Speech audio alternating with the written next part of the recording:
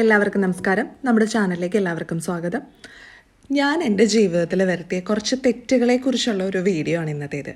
അപ്പോൾ ഞാൻ ജീവിതത്തിൽ കല്യാണമൊക്കെ കഴിഞ്ഞ ശേഷം കുറച്ച് മാറ്റങ്ങളൊക്കെ വരുമല്ലോ നമ്മുടെ ജീവിതത്തിൽ. ശരിക്കും പറഞ്ഞാൽ കുറച്ചല്ല, നല്ലൊരു മേജർ ചേഞ്ചസ് വരും. അപ്പോൾ ആ ഒരു സമയത്ത് ഞാൻ വരുത്തിയ കുറച്ച് തെറ്റുകളും ആ തെറ്റുകളൊക്കെ തിരുത്തി മുന്നോട്ട് പോയപ്പോൾ ഞാൻ പഠിച്ച പാഠങ്ങളും അതുപോലെ എനിക്കുണ്ടായ നേട്ടങ്ങളുമാണ് ഇന്ന് ഞാൻ നിങ്ങളുമായിട്ട് ഷെയർ ചെയ്യുന്നത്.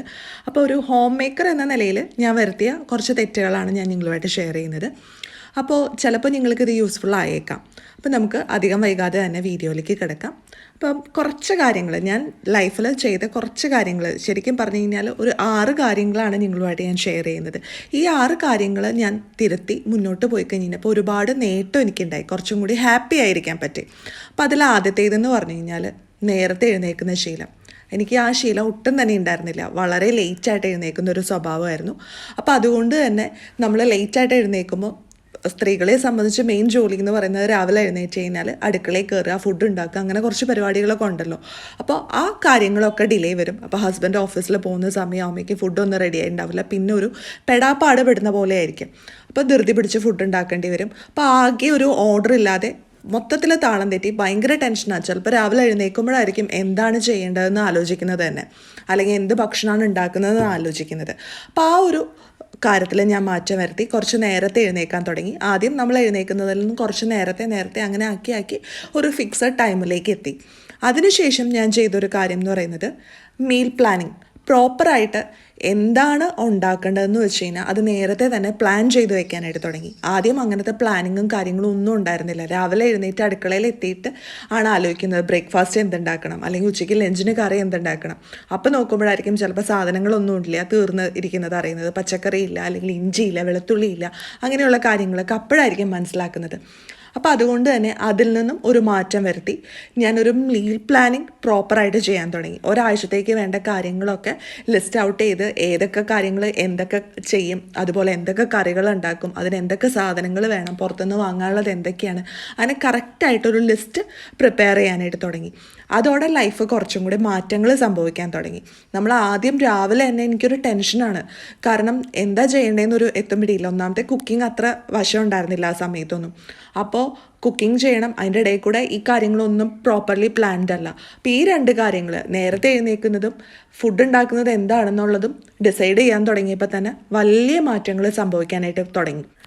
പിന്നെ ഞാൻ ചെയ്തിരുന്ന ഒരു തെറ്റെന്ന് പറയുന്നത് എനിക്ക് ഒന്നിനും അടക്കം ചിട്ടയൊന്നും ഉണ്ടായിരുന്നില്ല. അപ്പം തോന്നുന്ന പണി ചെയ്യുക, അല്ലെങ്കിൽ കുറേ അവിടെ കുന്നുകൂട്ടിയിടുക, എന്നിട്ട് ഏതെങ്കിലും സമയത്ത് ചെയ്യുക, ആ ഒരു രീതിയായിരുന്നു. അതിനൊക്കെ ഒരു മാറ്റം വരുത്തി ഒരു അടക്കം ചിട്ടയും കൊണ്ടുവരാനായിട്ട് ശ്രമിച്ചു. അപ്പോൾ അതിൽ ആദ്യത്തെ ഏറ്റവും ഇമ്പോർട്ടൻ്റ് ആയിട്ടുള്ളൊരു കാര്യം എന്ന് പറയുന്നത് രാവിലെ എഴുന്നേറ്റ് കഴിഞ്ഞാൽ തന്നെ ഒരു ടു ഡു ലിസ്റ്റ് ഉണ്ടാക്കുക, അതുപോലെ തന്നെ അന്നത്തെ ദിവസം ഒന്ന് പ്ലാൻ ചെയ്യുക.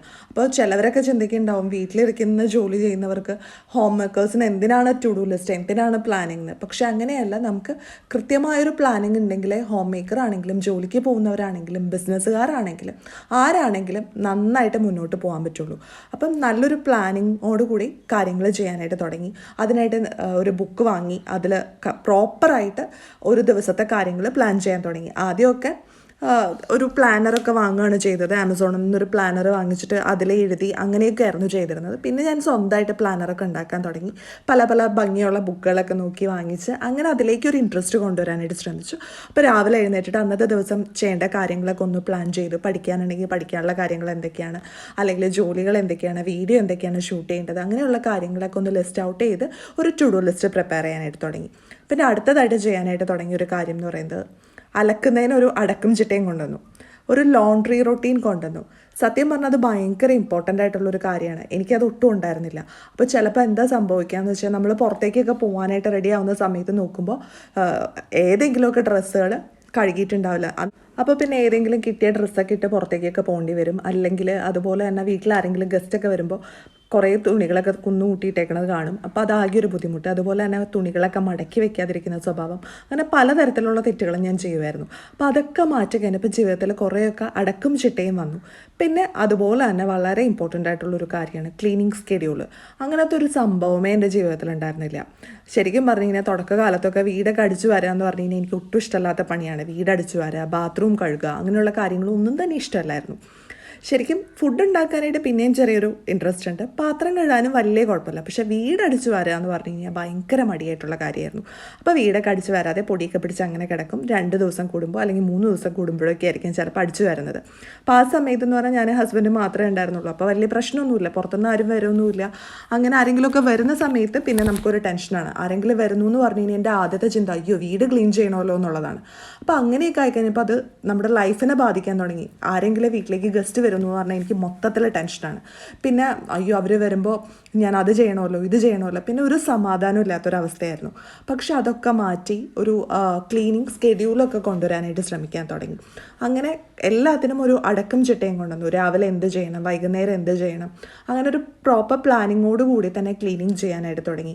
ഒരു ക്ലീനിങ് റൊട്ടീൻ കൊണ്ടുവന്നു, ഓരോ മുറി ഓരോ ദിവസം. അങ്ങനെ ഓരോ രീതിയിലേക്ക് ഞാൻ മാറാൻ തുടങ്ങി. അങ്ങനെ മാറാൻ തുടങ്ങിക്കഴിഞ്ഞപ്പോൾ ലൈഫിൽ സമാധാനമുണ്ട്, ഒരു പ്രശ്നങ്ങളും ഇല്ലാതെ സ്മൂത്തായിട്ട് പോകാൻ തുടങ്ങി. ഏറ്റവും വലിയ കാര്യം എന്ന് പറഞ്ഞാൽ ഞാൻ ഹാപ്പി ആവാൻ തുടങ്ങി. മറ്റേന്ന് പറഞ്ഞു കഴിഞ്ഞാൽ എനിക്ക് ഭയങ്കര സ്ട്രെസ്സാണ്. പ്രത്യേകിച്ച് ആരെങ്കിലും വീട്ടിൽ വരണമെന്ന് പറഞ്ഞു കഴിഞ്ഞാൽ ഭയങ്കര സ്ട്രെസ്സാണ്. അവർ വരുമ്പോൾ ഓക്കെ സന്തോഷമാണ്, പക്ഷെ അവർ വന്ന് കഴിയുമ്പോൾ നമ്മുടെ വീട് കിടക്കുന്ന അവസ്ഥ എന്തായിരിക്കും, അവർ കാണുമല്ലോ എന്നൊക്കെ ഓർക്കുമ്പോൾ ഭയങ്കര വിഷമമാണ്. അപ്പോൾ ആ ഒരു രീതികളൊക്കെ മാറാൻ തുടങ്ങി. അപ്പോൾ അവർ വരുന്നതിന് മുമ്പുള്ള ആ ഒരു ഹെക്റ്റിക്കായിട്ടുള്ള പരിപാടികളൊക്കെ അവസാനിപ്പിക്കാൻ ഞാൻ തീരുമാനിച്ചു. കാര്യങ്ങളൊക്കെ സ്മൂത്തായിട്ട് പോകാനും തുടങ്ങി. അപ്പോൾ നിങ്ങൾ ആരെങ്കിലും ഇതുപോലെയൊക്കെ എൻ്റെ പോലെ പ്രശ്നങ്ങളൊക്കെ അഭിമുഖീകരിച്ചവരുണ്ടെങ്കിൽ ഒരു ക്ലീനിങ് സ്കെഡ്യൂളൊക്കെ ഉണ്ടാക്കുന്നത് വഴി അതൊക്കെ ഒഴിവാക്കാനായിട്ട് സാധിക്കും നമുക്ക്. അങ്ങനെ കുറേ മാറ്റങ്ങളൊക്കെ വരുത്തി ജീവിതം അത്യാവശ്യം സ്മൂത്തായിട്ടൊക്കെ മുന്നോട്ട് പോകാൻ തുടങ്ങി. നേരത്തെ എഴുന്നേക്കാൻ തുടങ്ങി, മീൽ പ്ലാനിങ് ഉണ്ട്, ടു ഡു ലിസ്റ്റ് ഉണ്ട്, അതുപോലെ ലോണ്ട്രി റൊട്ടീൻ, ക്ലീനിങ് റൊട്ടീൻ, എല്ലാത്തിനും ഒരു അടക്കം ചിട്ടയൊക്കെ വന്നു. എന്നാലും ചില സമയത്ത് എനിക്ക് ഭയങ്കര ഒരു വിഷമമാണ്. എന്താണെന്ന് ചോദിച്ചു കഴിഞ്ഞാൽ എനിക്കറിയില്ല. ഞാൻ കുറേ കാര്യങ്ങളൊക്കെ ചെയ്യുന്നുണ്ട്, ഹാപ്പിയാണ്, അതേസമയം എനിക്ക് സങ്കടമുണ്ട്. കാരണം എന്താണെന്ന് വെച്ചാൽ ഞാൻ എനിക്ക് വേണ്ടി ഒട്ടും സമയം മാറ്റി വയ്ക്കുന്നുണ്ടായിരുന്നില്ല. ഞാൻ വീട്ടിലെ ജോലികൾ ചെയ്യുന്നു, അതുപോലെ മറ്റു കാര്യങ്ങളൊക്കെ ചെയ്യുന്നു. കുറച്ച് അടക്കം ചിട്ടയും വന്നെങ്കിലും ഒരു പ്രോപ്പർ ടൈം മാനേജ്മെൻറ്റ് ഉണ്ടായിരുന്നില്ല. അപ്പോൾ അതാണ് എൻ്റെ പകുതി പ്രശ്നങ്ങൾക്കും കാരണമെന്ന് ഞാൻ മനസ്സിലാക്കി. അതുപോലെ തന്നെ ഞാൻ എനിക്ക് വേണ്ടി ഒട്ടും തന്നെ സമയം ചിലവാക്കുന്നില്ല എന്നുള്ളതും മനസ്സിലാക്കി. അപ്പോൾ ഈ 2 കാര്യങ്ങളിൽ ഞാൻ മാറ്റം വരുത്താൻ തുടങ്ങി. ഒരു പ്രോപ്പർ ടൈം മാനേജ്മെൻറ്റ് കൊണ്ടുവന്നു. അതുപോലെ തന്നെ ഞാൻ എനിക്ക് വേണ്ടി, എനിക്കെന്ന് പറയാനായിട്ട് ആരുടെയും ശല്യം ഇല്ലാതെ, ഒച്ചപ്പാടും ബഹളവും ഇല്ലാതെ സമാധാനമായിട്ട് സ്വസ്ഥമായിട്ട് കുറച്ച് സമയം ചിലവഴിക്കാനായിട്ട് തുടങ്ങി.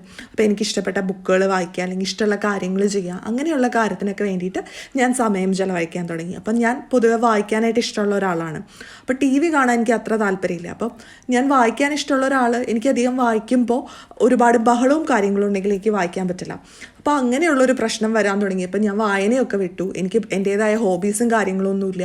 അപ്പോൾ അങ്ങനെ മുന്നോട്ട് പോകാൻ തുടങ്ങി. അപ്പോൾ തന്നെ നമ്മുടെ ലൈഫിൽ നമുക്ക് എന്തോ ഒരു നഷ്ടബോധം ഫീൽ ചെയ്യും. അത് ഞാൻ തിരിച്ചറിഞ്ഞു. ഞാൻ എനിക്ക് വേണ്ടി കുറച്ച് സമയം ചിലവാക്കാനായിട്ട് തുടങ്ങി. അപ്പോൾ ലൈഫ് മാറാൻ തുടങ്ങി, ഭയങ്കര ഹാപ്പി ആവാൻ തുടങ്ങി, പോസിറ്റീവ് ആവാൻ തുടങ്ങി.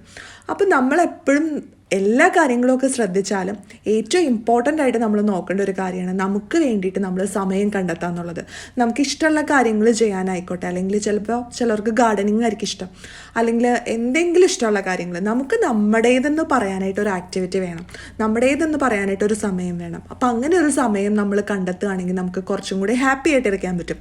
ഇപ്പം എല്ലാ ക്ലീനിങ്ങും നടത്തി അല്ലെങ്കിൽ എല്ലാ ഫുഡും ഉണ്ടാക്കി ജോലിക്കും പോയി എല്ലാം പോകുന്നുണ്ട്, പക്ഷേ നമുക്ക് വേണ്ടി കുറച്ച് സമയം സ്പെൻഡ് ചെയ്യാൻ കണ്ടെത്തുന്നില്ല എന്നുണ്ടെങ്കിൽ നമ്മൾ ഒരിക്കലും ഹാപ്പി ആവില്ല.